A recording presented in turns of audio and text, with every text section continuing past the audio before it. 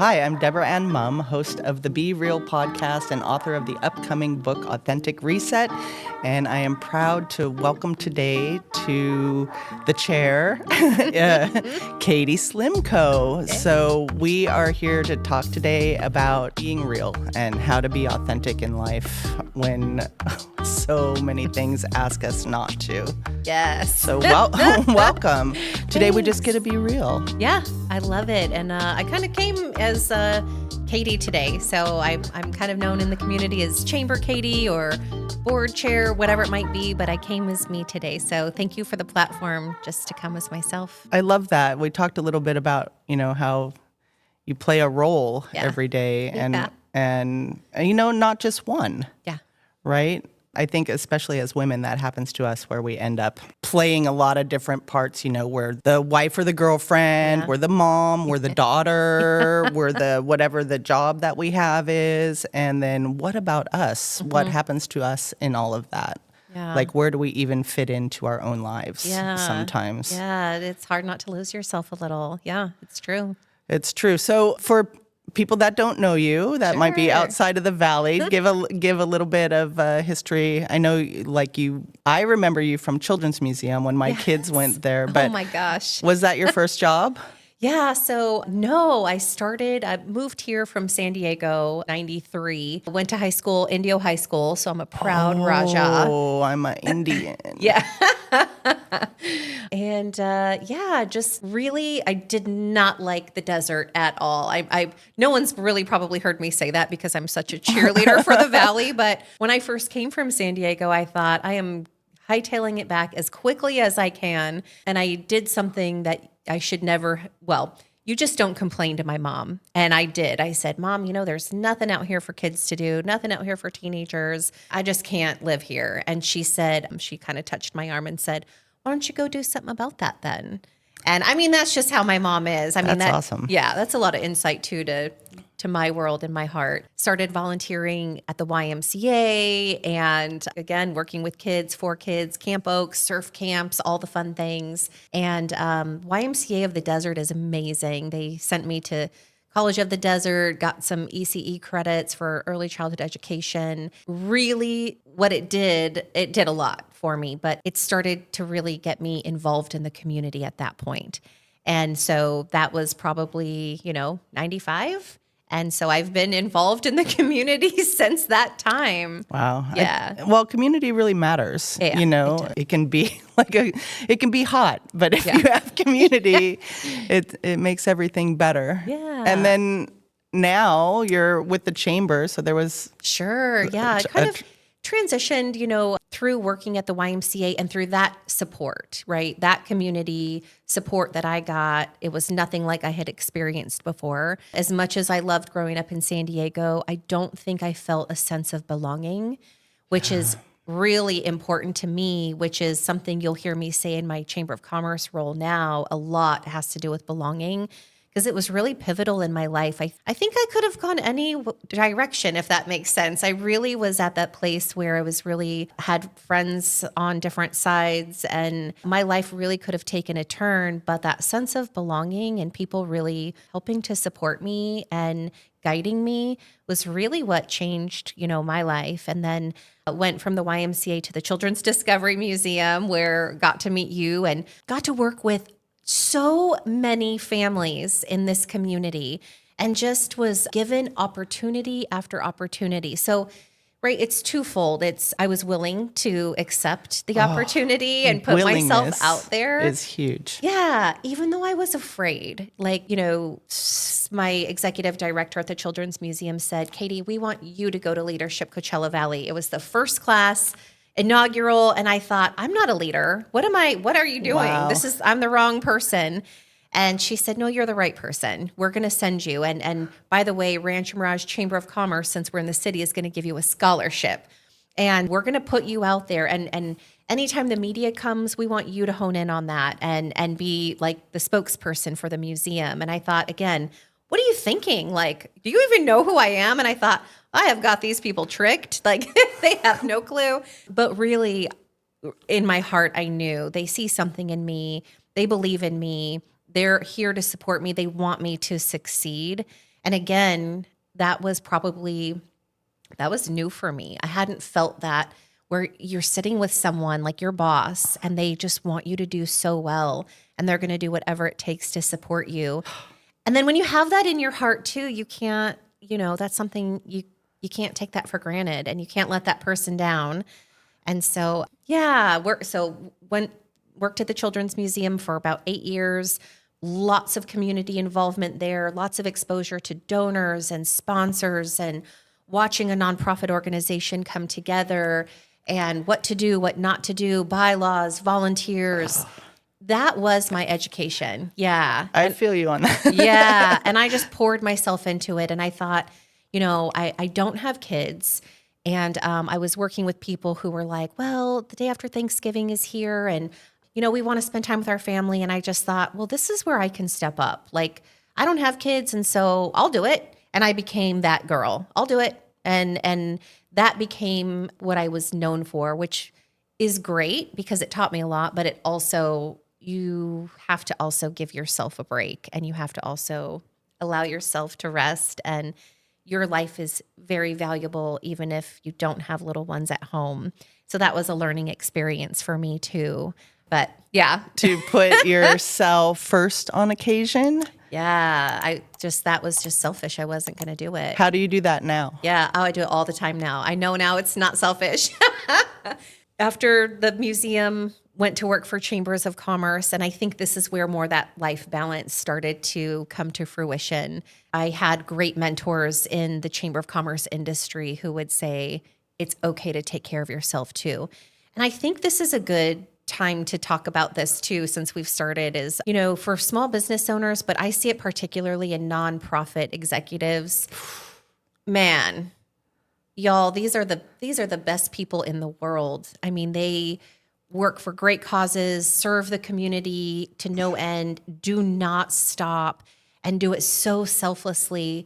It's almost scary, because I do think they need the reminder to to fill your own cup first, to spend time on your faith and your family and art and the things that make you come alive, so you can be great when you show up for that community that you serve. It's so true. So the thing is, if like you're in the grind, yeah, and you're so tired that you're not making time for those things that give you energy, then you're never going to get that energy, right? And it's funny because you mentioned the grind, like you love the grind. Like the grind is so good, and it's like addictive, and you're winning, and you're competitive, and you're watching it all come together. And so when you love the grind that much, how do you take yourself out of it to spend time on you, when you might like that, doing that better than like going to a spa day, whatever it might be.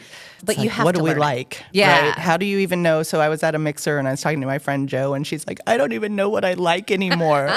Like, I listen to the music my kids want to listen to in the car. Yeah. I watch what my boyfriend wants to watch on TV. I don't even know. Yeah. And how do you find yourself in the midst of all that? And I know, like, I have to say, during COVID, like, you stood up for this community. Like, it makes me want to cry. Yeah, because me too. Yeah, it was hard. But what happened to Katie at that time?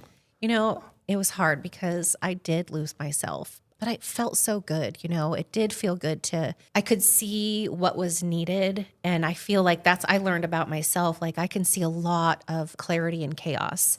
And that was probably from growing up in a lot of chaos. And I thought, holy cow, isn't it amazing how you can look back and think somehow that really hard life that I had growing up, and there was a time when we were in a battered women's shelter with my mom and my sister, and like somehow those things that happen to you, they can work for you, and you can give yourself grace in those times and really feel through that and make that a strength of yours. So the pandemic was just a hard time for everyone, but I could see the gap. I'm a mind the gap girl. I'm always looking for, where are the opportunities? The community just needed someone to show up regularly and say, not that I had the answers, because I didn't and I still don't, but it was a matter of showing up and saying, here's what I do know, and here's what we can do together. We can go get food to go right now and support that local business that we love. Like, this place has great pizza. Let's get pizzas to go. We can make sure that we're caring for our nonprofits. Like, can you donate anything? We can make sure we're just caring for our neighbors and bring it back to basics. And I'm still doing that with my chamber. I just taught at WACE Academy. It's Western Association of Chamber Executives. It was on membership retention, which does not sound exciting, I understand. But what I did get to share was I humanized chambers. So it's a human movement. It's not an institution. And what taught me that was the pandemic when I came in as my first time CEO of Rancho Mirage Chamber. Right before the pandemic in 2019, I thought, I'm going to be business minded. I'm going to be a solid CEO. I'm going to do all the things that you're supposed to do. And then that just totally fell apart because the world fell apart. The world told me, you need to lead with your heart. Like, do it differently. And I did. That's why I'll just always continue to do that. And so at the Academy this week, I got to talk about leading with heart, leading with true empathy. Like, how do you pull a community together, move in the same direction together, and really make great change happen, utilizing people's strengths and commonalities and folding in that belonging feeling too. Love and belonging, right? So I don't believe that we're going to fix any of the world's problems coming from the mindset with hate and scarcity and cravings and all those other kind of things. And there are some difficult things to solve in the world right now, like how to bringing people together. In realizing that we all want the same things. We all want peace.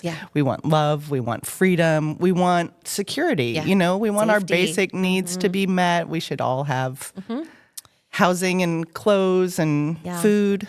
So what comes to mind when you say that is something that I often have to bring myself back to because I can get anxious. Sometimes that train of thought overwhelms me. And just like the pandemic is overwhelming to absolutely everyone. Right.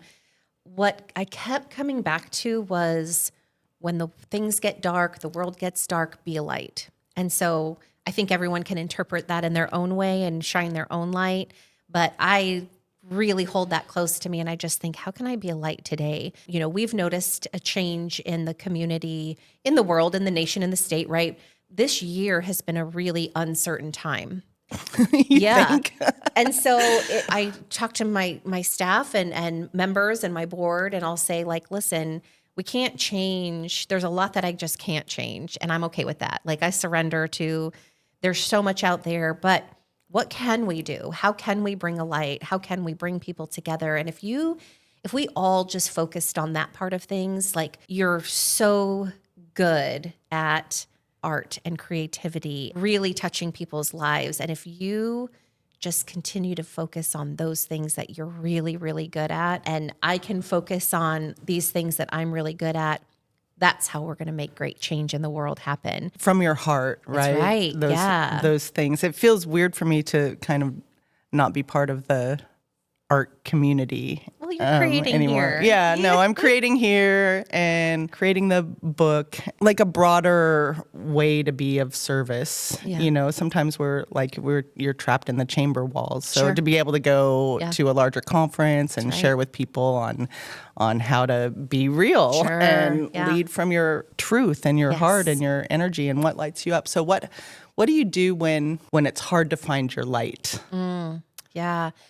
So I call it recentering. And I was just, before I came here, just talking to my staff about it. I was like, you guys, I'm tired. And we have a big, the second half of the year for us is huge. It's so much. And so I said, we as a team, we need to get together and just recenter. And we need to do it as many times as necessary to kind of stay in that and inspire each other. For me, it's a lot of hiking, really getting out in nature, getting in the sunshine is people. So I am an introvert in an extrovert job. When I isolate, I find that I really can become a little ball of anxiety. I find that I can, that's not healthy for me. And so the more that I can be around people and adventure, this is kind of my adventure era, if you will. I've had a lot of transition the past couple of years. And so I've just stepped into it. And you know what? I've done it scared. And I've just done it like how? Like one of the questions that comes up a lot is like, how do you do it anyway? And I ask this often and people are like, Just keep showing up. Don't You stop just moving. do. Yes. You just do. But Yeah. like where do you find that inner resolve to just show up and do it? How long have you been hiking? Yeah, honestly, to answer that question too, for me, it was just survival. It was like I feel like if I'm going to stop, I don't know if that's going to be survival for me. Like that's how serious I took it. I was like, I need to go out and I need to just live every bit of life that I can right now. And I don't know We all need to do that. Yeah. And it felt so good and it felt so right at a time when my world was crumbling. But I started hiking, tired and exhausted and hot out here because it's the desert. And I just did it. And I did it alone. And I would put on, either like, I don't know, Defying Gravity music or some gangster rap or like just No, music matters. Like I also found hiking and like, exercise wasn't on my radar or agenda. Like I'm not a gym person. Being in nature, having that quiet, that solitude. But somebody told me I went for a human design reading, and Robin, she said, you have a lot of energy, you need to use it. And nobody had ever told me that before. And I was like, I have a lot of energy. Wow. Oh, okay. Wow. They usually say like you're a lot, right? Rather than you have a lot of energy. And that really helped me so much. And she was so right. After events with people. Yes. Like I am not going to be able to just go home and go to sleep. Right. Right. Yes. I have to have some space and time to kind of decompress from all that. Definitely. And how big of a difference that makes rather than like I was just a stuffer. Just stuff it. Yeah, hold the cork down. Yep. Show up. And I felt this crazy, I don't know why, and I don't know where it came from. I'm still unpacking some things, but I felt this need to just be perfect all the time. And and obviously, that's just never going to be the case, but I've really done a lot of surrendering. To your point about hiking, I have just written full letters in my head on a hike, like of things I wanted to say and get out. And those were my outlets to just kind of let it all out and leave it on the hill. But yeah, the way you were talking about energy or at the end of a day, usually on Fridays, which is part of why I'm pretty casual today. This is my day. Even though it's pretty hot out, I'm going to go out, just get myself outside, give myself a chance to decompress. This role in a chamber of commerce, CEO role in the community, there are a lot of pressures, but I'm grateful for them. It's a great responsibility to have to help people visualize and make their dreams come true by starting their nonprofits or their businesses or growing companies. That's really special. Working with elected officials, working with the whole community. But what I take on are the community issues or the legal issues, the laws that are out there, whatever it might be. Those are the hardships that I really struggle with because I can't change them. And so when I get those chances to be outside, explore nature and kind of let it all be out there and understand that my role isn't to necessarily change all of those things. It's to show up for people, continue to be there for them, help them find their way through things. And if I can just keep doing that, then I'm on the right path. But sometimes I lose that thought unless I'm out there kind of getting that opportunity to recenter, as we were calling it. There is something really particularly good for us about being in nature. Yeah. Like you can't watch it on TV or you can't read a book about it, right? Like to go out and have that experience where I think it's because nature accepts us. Yeah.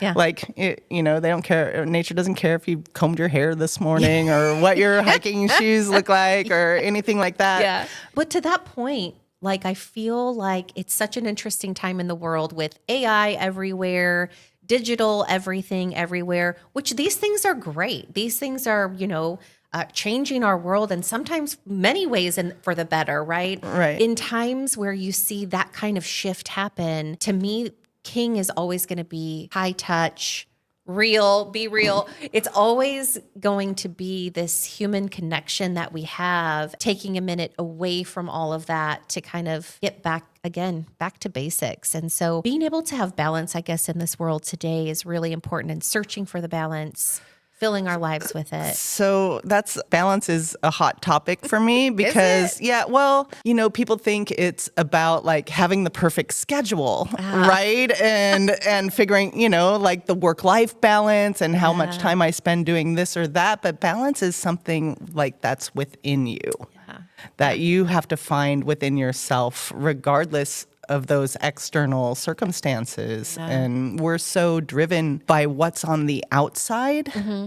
And we start to forget what's on the inside. And I believe a lot of people don't take time to really connect with themselves. And know who they are, like outside of those roles that you play. Yeah. It's a hard thing. And I don't know if everyone comes to that point in their life at some point where they have to do that digging, or if it's just an ongoing thing constantly. I just thought if I just stuff things away for long enough, it's going to be fine. It's going to be fine. Oh, it's fine. It's not. And then one day, I was like, oh, it's not. And, my marriage fell apart and my mom passed away. It was just like everything just changed. And I thought, okay, there's work that needs to be done, Katie. And that is where I reconnected with just my heart and my soul and my faith and nature. And we were talking about it earlier. What do I like? What do I not like? Journaling, which by the way, journaling is super weird at first, for people to do and feels awkward. And then now I look back and I think all of these revelations that I had about myself, look at how I really gave myself so much grace in a time when, I thought I was being hard on myself. And so now I start every day with that. I read the Bible and I write in my journal. I'm exploring new love, a whole other level of adventure. And it's like my world just opened up. It felt like out of nowhere. And I am just the happiest I think I've ever been. That's so exciting. We don't even realize that we put ourselves in that cage, right? And then like the cage door opens for whatever reason. It could be through loss or whatever the thing is. And then you have that choice, Do I stay in that parameter that I've created for myself, or like, what does freedom look like? Yeah. Ugh. I mean, listen, I don't know, but, but what I could describe what it felt like I was, I don't know, silly, but it felt like I was an arrow being just pulled back. And I could feel the pull back. And I was just like, what's going on? What's happening? And again, I'm not really a resistor. I read like The Power of Now changed my life and resist nothing. Yeah.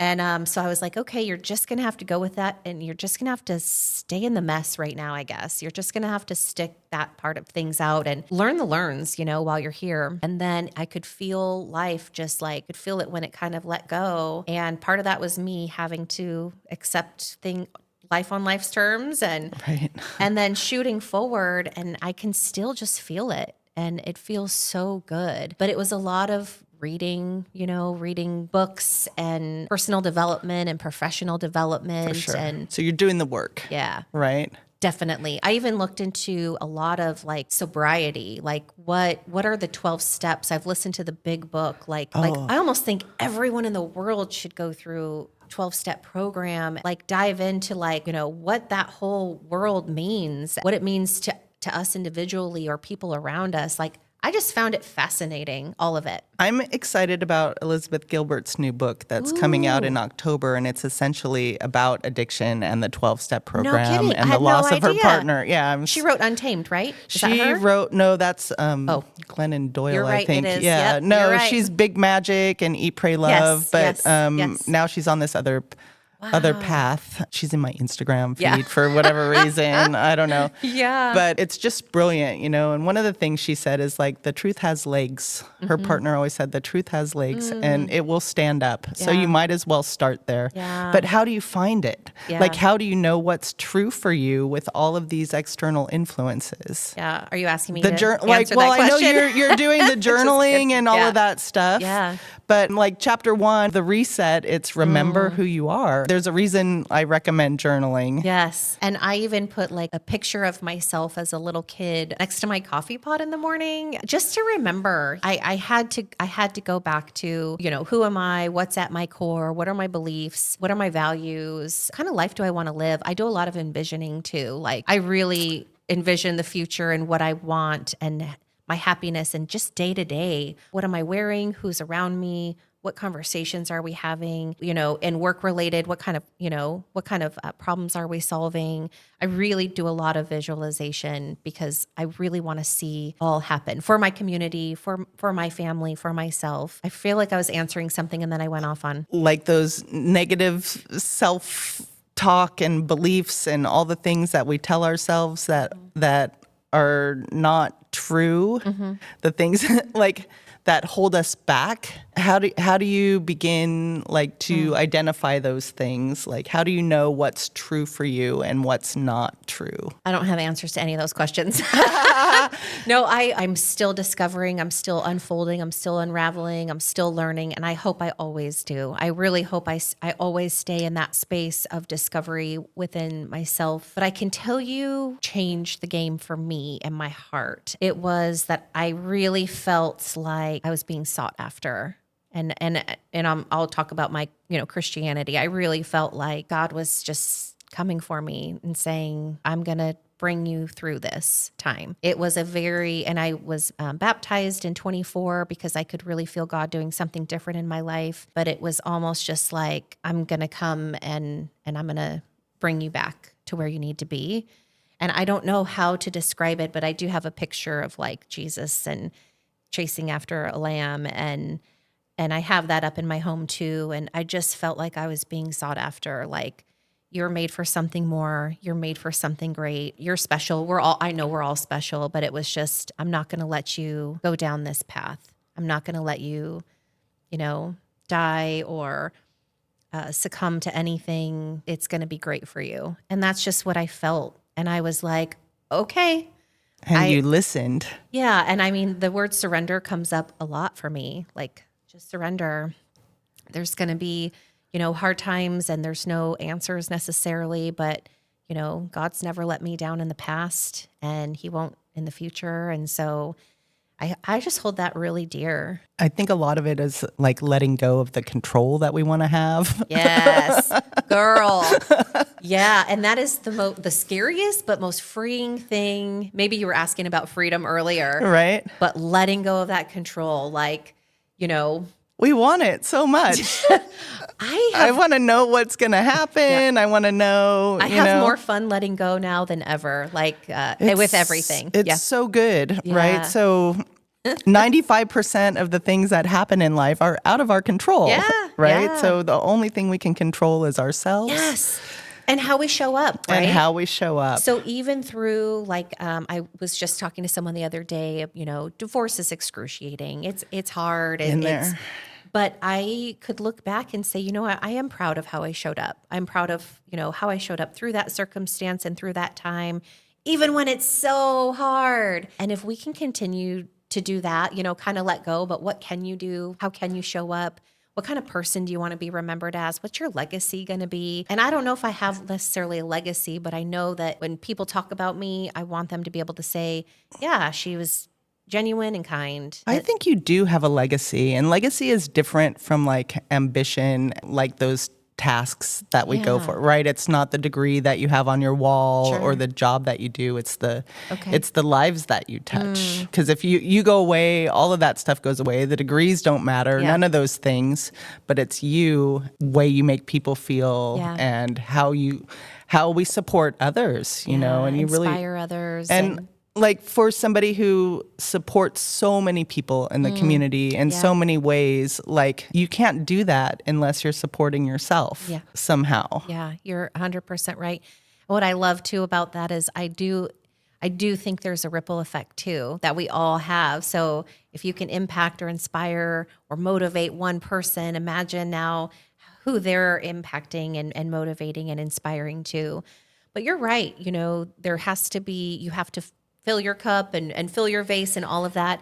And honestly, I've really made it, it's been simple for me. Not easy, but it's been simple. It's been those regular rituals of, scripture time and journaling in the mornings. It's health first and really getting outdoors and exploring the world, which I have never done in this. I mean, I went to Sedona for the first time just recently, and it was so beautiful and magical, and it was just a masterpiece. And I saw that on the Facebook. Yes, and I'm just saying yes to life. So it might sound really simplified, but I'm doing things I've never done before. I'm going to go hike in the Grand Canyon one day and camp. And I mean, these are things that I have just, I'm not a camping girl. So No? new for me. I mean, I'm going to give it a shot. Sure. Yeah. Like tent camping?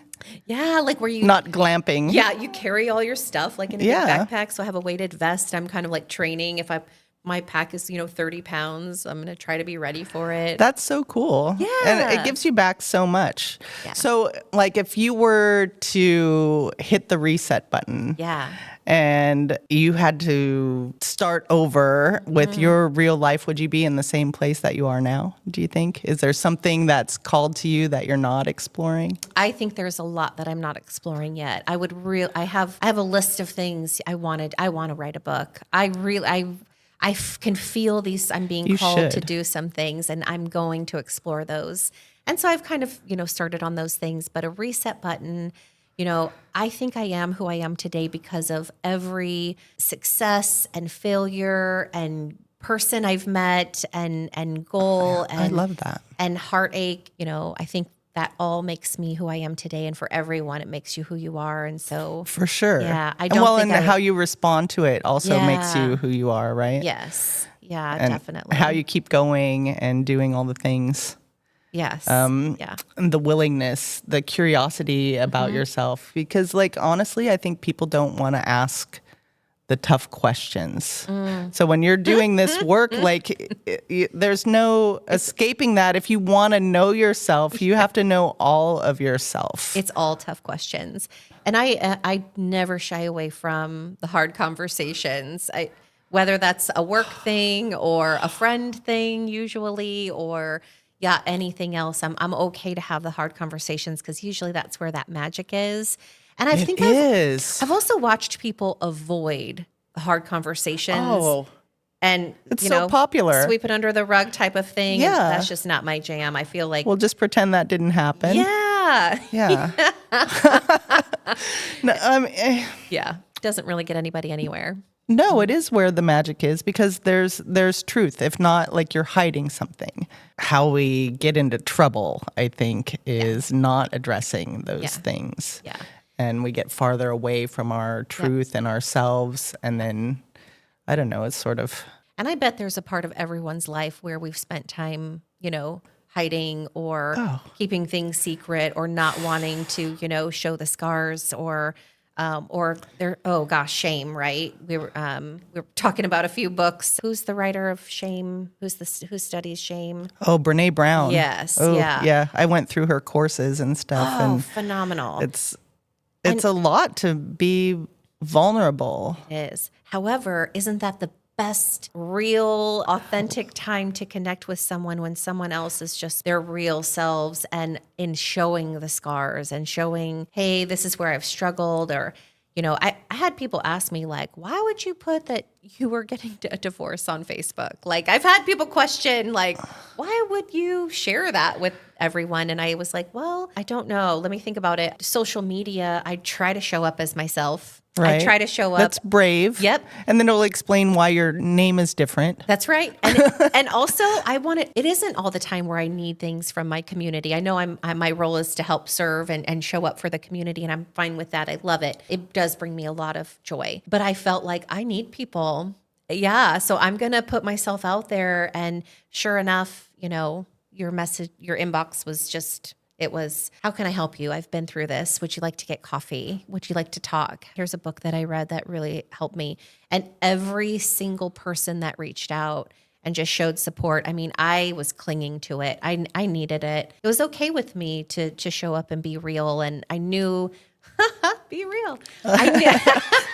I knew that also sharing it could be one of the best things I could do because I know that, people see me in a certain light out there and some people might think, because I've had people tell me like, yeah, is this like, well, her life's, great and everything's fine and everything's always fine and Katie's always got it together. And I do like that. I do like being able to, be a budget beater and have things done and ready. And I love that part of, I am an ambitious person. But it was also important to say, yeah, my life kind of sucks right now. And you know what? I'm going to be okay. Things are hard. Yeah. And everyone has been through a hard time. And So I'm going to put myself out there and be vulnerable and share it with you. But I didn't go into nitty gritty, and I didn't, share things that I shouldn't have shared. It was just hey, this is a hard time. So I'm making some changes. yeah. Hey, and it was neat because as much as I get to show up for other people show up for me just like all the time. And it's so cool. We have such a great community of people. The Valley. Yeah. The Valley is rad. Yeah. It's like a cul-de-sac. It's like the like this small town cul-de-sac, right? Yeah. We're sort of isolated from a lot of the other things. Yeah, and there's a sense of taking care of each other here. I do feel it, and I do believe it, and I do think as a leader in the area that has some influence, I think the more I can help create that kind of environment of like, hey, this is our culture here. Like for new people that come too, like we take care of each other here. It's not about the sale necessarily. It's about the relationship, sharing that message. That's a really cool opportunity. Yeah. Well, I mean, that's what this work is all about, right? It's about like how we connect with ourselves. Yeah. Because if you're not connected to yourself, you're not going to be able to connect to the person next to you. Yeah. The rising tide lifts all the boats, Yeah. keeping us all floating as you do. Yeah.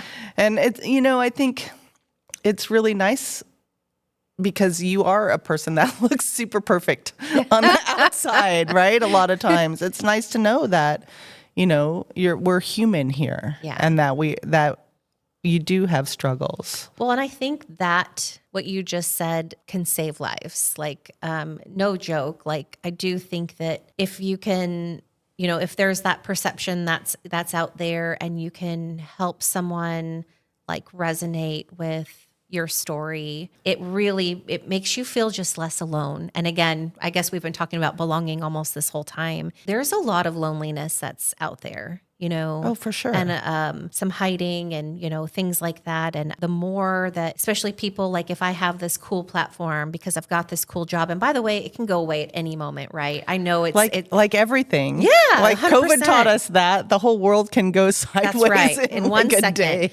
And so I kind of treat it like that. Like I know this is here for now, and it's really amazing. What a cool opportunity that I have right now. And if I can show up as a real honest person too through it, show my mistakes and failures, or, hard times in life, or just these real things that happen to me as a person, it could very well change someone's perception of me and themselves as well. I take it pretty seriously. Like I know that it's a big role.